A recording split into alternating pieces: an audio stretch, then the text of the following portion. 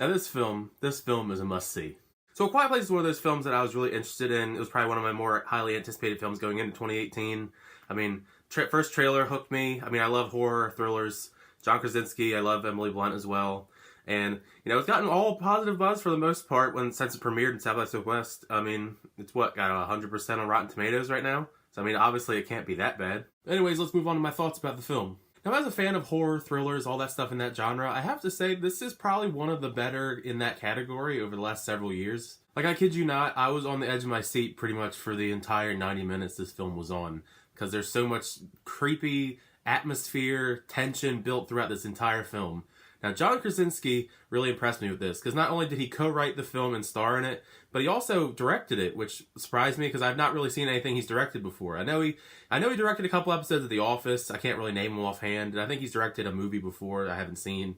But his directing in this was done really well. It's actually one of the things I thought was one of the better parts of the film, just the way he framed a lot of these shots, kind of like for maximum creep, scare value.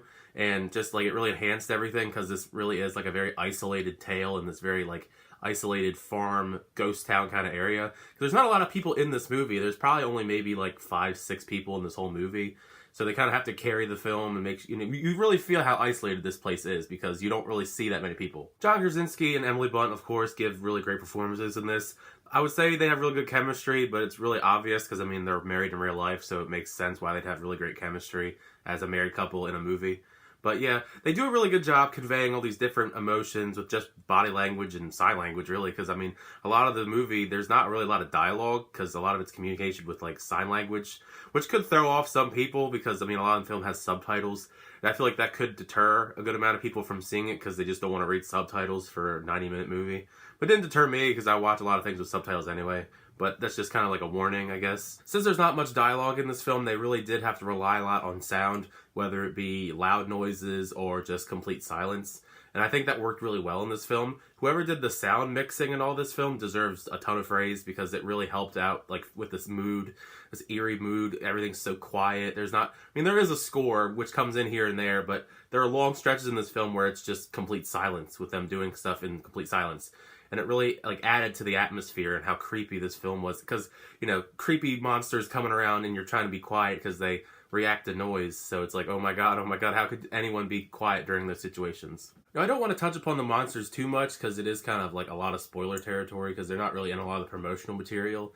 But I think they're pretty cool when you do see them in this film. It's not one of those movies like Godzilla where you see it for like a fraction of a second and it cuts away.